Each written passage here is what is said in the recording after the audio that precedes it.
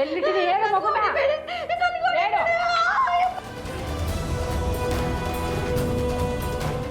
ಎಲ್ಲಿಟ್ಟಿದೀಯ ಮಗು? ನನಗೆ ಗೊತ್ತಿಲ್ಲ. ಅಯ್ಯೋ ರವಿ,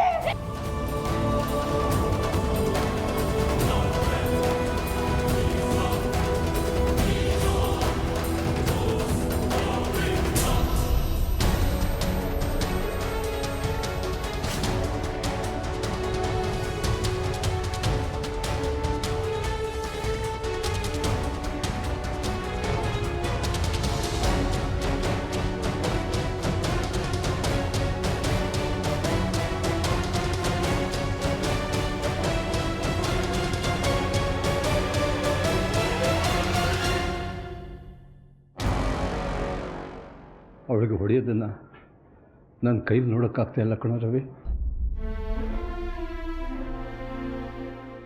ಅವಳು ಹೇಳೋದು ಕೇಳಿದ್ರೆ ಮಗುನ ಇವ್ರು ತಗೊಂಡೋಗಿಲ್ಲ ಅನಿಸುತ್ತೆ.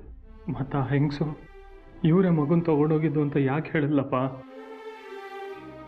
ಆ ಹೆಂಗಸು ಸುಳ್ಳು ಹೇಳ್ತಾ ಇರ್ಬೋದೇನೋ. ಹಾಗಿದ್ರೆ ಆ ಹೆಂಗ್ಸ್ ಯಾಕಪ್ಪ ಸುಳ್ಳು ಹೇಳ್ತಾಳೆ? ಅಮ್ಮನೇ ಮಗು ತೊಗೊಂಡೋಗಿದ್ದು ಅಂತ. ಒಂದು ವೇಳೆ ಆ ಹೆಂಗೆ ಸುಳ್ಳು ಹೇಳಿದ್ಲು ಅಂತಲೇ ಇಟ್ಕೊಳ್ಳಿ, ಅವಳಿಗೆ ಯಾರು ಹೇಳ್ಕೊಟ್ಟಿರ್ತಾರೆ ಈ ಥರ ಸುಳ್ಳು ಹೇಳು ಅಂತ? ಅಮ್ಮನ ಮೇಲೆ ಯಾರಿಗಪ್ಪ ದ್ವೇಷ ಇದೆ?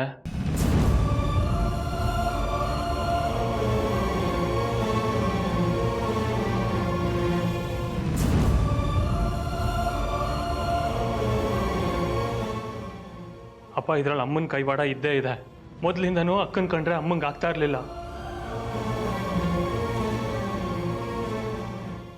ಅಕ್ಕಂಗೆ ನೋವು ಕೊಡಬೇಕು ಅಂತಾನೆ ಅಮ್ಮ ಈ ಥರ ಮಾಡಿದ್ದಾರೆ, ಅಷ್ಟೇ ಸತ್ಯ. ಇವಳು ಮುಂಚೆ ತಪ್ಪು ಮಾಡಿದ್ದಾಳೆ, ಅದನ್ನು ನಾನು ಒಪ್ತೀನಿ. ಆದರೆ ಜಾನ್ವಿ ಮಗು ವಿಷಯದಲ್ಲಿ ಅವಳು ಹೀಗೆ ಮಾಡಿರಲ್ಲ ಅಂತ ಅನಿಸುತ್ತೆ.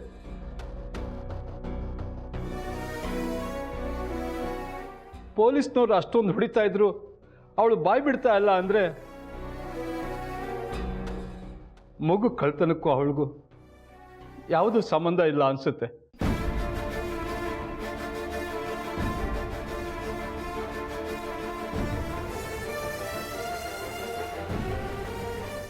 ನೀವು ಹೇಳಿದ್ದು ಕೇಳಿದ್ಮೇಲೆ ನನಗೂ ಹಾಗೆ ಅನ್ನಿಸ್ತಾ ಇದೆ ಅಪ್ಪ. ಆದರೆ ಇದನ್ನು ಪೊಲೀಸ್ನವ್ರು ನಂಬೇಕಲ್ವಾ?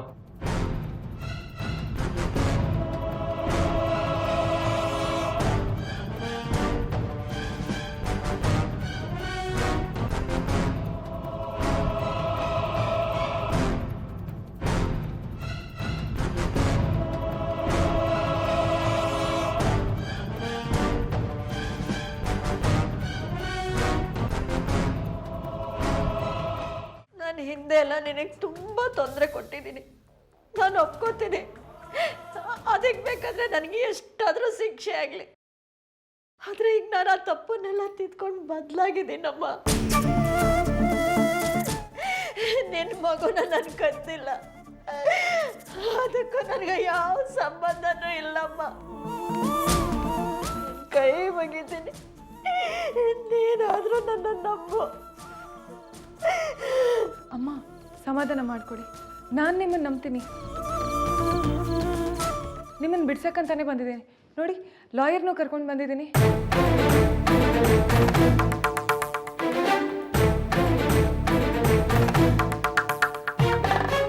ಓ ಜಾನ್ವಿ ಅವರೇ, ಏನು ಲಾಯರ್ ಅವ್ರ ಜೊತೆ ಬಂದಿದ್ದೀರಾ? ಸರ್, ನಮ್ಮಮ್ಮ ನನ್ನ ಮಗು ಕದ್ದಿಲ್ಲ, ಅವ್ರು ಹೀಗೆ ಶಿಕ್ಷೆ ಅನುಭವಿಸ್ತಾ ಇರೋದು ನನ್ನ ಕೈಯಲ್ಲಿ ನೋಡೋಕ್ಕಾಗ್ತಿಲ್ಲ. ಪ್ಲೀಸ್ ಅವ್ರನ್ನ ರಿಲೀಸ್ ಮಾಡಿ. ಏನು ಜಾನ್ವಿ ಅವರೇ, ಕಿಡ್ನಾಪ್ ಆಗಿರೋದು ನಿಮ್ಮ ಮಗು, ಅದನ್ನು ಕಂಡುಹಿಡಬೇಕು ಅಂತೇಳಿ ನಾವು ಪ್ರಯತ್ನ ಪಡ್ತಾ ಇದ್ದೀವಿ. ಅಂಥದ್ರಲ್ಲಿ ಇವ್ರನ್ನ ಬಿಟ್ಬಿಡಿ ಅಂತೇಳಿ ಬೇರೆ ಹೇಳ್ತಾ ಇದ್ದೀರಾ.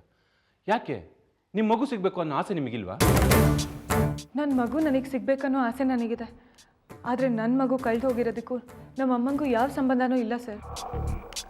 ನೋಡಿ, ನೀವು ಎಮೋಷನಲ್ ಆಗಿ ಈ ರೀತಿ ಹೇಳ್ತಾ ಇದ್ದೀರಾ. ಯಾವುದಕ್ಕೂ ಸ್ವಲ್ಪ ಯೋಚನೆ ಮಾಡಿ. ಎಲ್ಲ ಯೋಚನೆ ಮಾಡೇ ಹೇಳ್ತಿರೋದು. ಪ್ಲೀಸ್ ನಮ್ಮ ಅಮ್ಮನ ರಿಲೀಸ್ ಮಾಡಿ. ಸರಿ, ನೀವು ಹೇಳಿದ್ಮೇಲೆ ನಾವೇನು ಮಾಡೋಕ್ಕಾಗಲ್ಲ.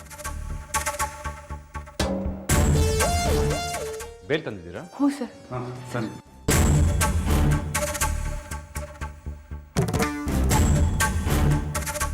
ಯಶೋದಮ್ಮ, ಅವ್ರನ್ನ ರಿಲೀಸ್ ಮಾಡಿರಿ.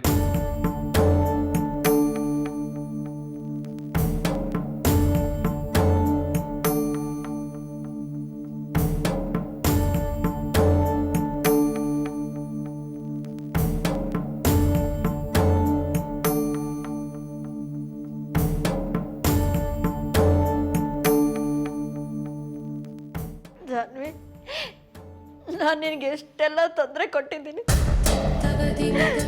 ಆದರೆ ಅದನ್ನು ಯಾವುದನ್ನು ಮನ್ಸಲ್ಲಿ ಇಟ್ಕೊಳ್ದೆ ನನ್ನನ್ನು ಬೆಳೆಸ್ಬಿಟ್ಟಿಯಲ್ಲಮ್ಮ. ನಿನಗಾದ್ರೂ ನನ್ನ ಮೇಲೆ ನಂಬಿಕೆ ಬಂತಲ್ಲ, ನಿನ್ನ ಉಪಕಾರ ನಾನು ಯಾವತ್ತೂ ಮರೆಯಲ್ಲ ಕಡೆ ತಾಯಿ. ನೀವು ತಾಯಿ ಸ್ಥಾನದಲ್ಲಿರೋರು, ಹೀಗೆಲ್ಲ ಮಾತಾಡಬಾರ್ದು. ನಡೀರಿ, ಮನೆಗೆ ಹೋಗೋಣ. ನೋಡಮ್ಮ, ನಾವು ಹೇಳ್ ಕಳಿಸ್ದಾಗೆಲ್ಲ ನೀನು ಸ್ಟೇಷನಿಗೆ ಬರಬೇಕಾಗತ್ತೆ. ಅಕಸ್ಮಾತ್ ನೀನೇನಾದ್ರು ಹೊರಗಡೆ ಹೋಗ್ಬೇಕಂತಂದ್ರೆ ನಮಗೆ ಇನ್ಫಾರ್ಮೇಶನ್ ಕೊಡ್ದಲ್ಲೇ ಎಲ್ಲೂ ಹೋಗಾಗಿಲ್ಲ. ಅರ್ಥ ಆಯ್ತಾ? ಇಲ್ಲ ಸರ್, ಅವ್ರು ಎಲ್ಲಿಗೂ ಹೋಗಲ್ಲ, ಅದಕ್ಕೆ ನಾನು ಗ್ಯಾರಂಟಿ ಕೊಡ್ತೀನಿ. ಸರಿ ಜಾನ್ವಿ ಅವರೇ, ಕರ್ಕೊಂಡೋಗಿ. ಅಮ್ಮ ಬನ್ನಿ. Thank you sir.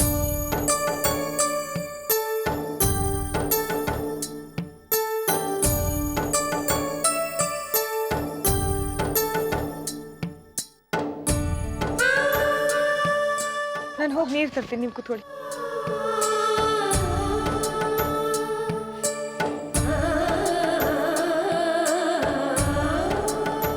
ಅಮ್ಮ ನೀರು ತಗೊಳ್ಳಿ.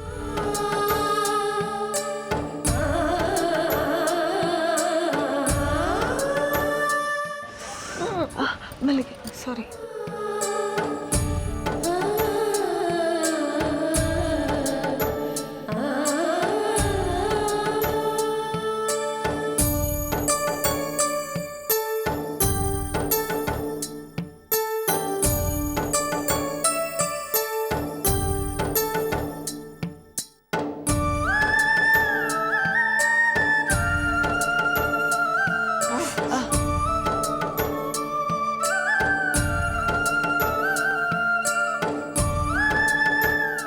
ಪರವಾಗಿಲ್ವಾ ಈಗ? ಜಾನ್ವಿ, ನನಗೆ ಎಷ್ಟೆಲ್ಲ ತೊಂದರೆ ಕೊಟ್ಟಿದ್ರು, ನನ್ನ ಮೇಲೆ ಎಷ್ಟೊಂದು ಪ್ರೀತಿ ಕಾಳಜಿ ಇಟ್ಕೊಂಡಿದ್ಯಾ. ನನ್ನ ಮೇಲೆ ನನಗೆ ಅಸಹ್ಯ ಆಗ್ತಾ ಇದೆ. ಹಳೆದೆಲ್ಲ ಯಾಕೆ ನೆನ್ಪು ಮಾಡ್ಕೊಂಡು ಬೇಜಾರು ಮಾಡ್ಕೋತೀರಾ? ನೀವು ಅದೆಲ್ಲ ಯೋಚನೆ ಮಾಡಬೇಡಿ. ಡ್ರೆಸ್ ತಗೊಳ್ಳಿ. ನೀನೇ ಮಗುನ ಕಳ್ಕೊಂಡಿರೋ ದುಃಖದಲ್ಲಿದ್ಯಾ.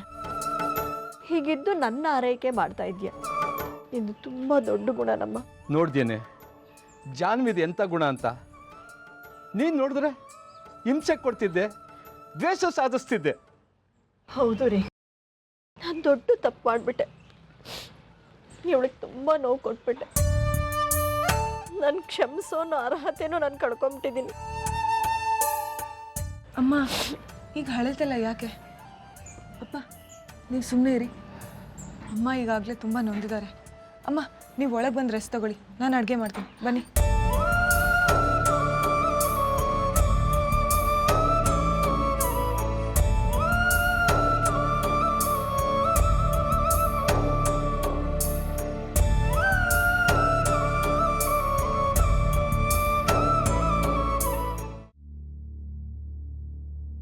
ನೋಡಿದ್ರತ್ತೆ ಜಾನ್ವಿನ?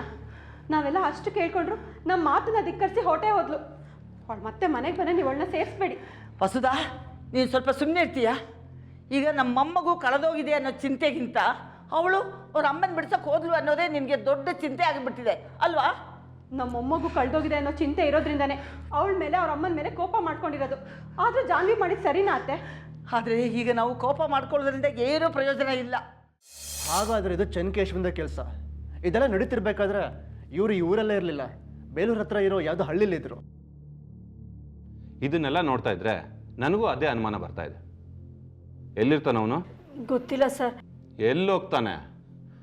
ಯಾವ ಮೂಲೆಯಲ್ಲಿ ಅಡಗಿದ್ರು ಅವನನ್ನು ಹೆಂಗೆ ಒದ್ದು ಎಳಿಬೇಕು ಅಂತೇಳಿ ನಮಗೆ ಚೆನ್ನಾಗಿ ಗೊತ್ತಿದೆ.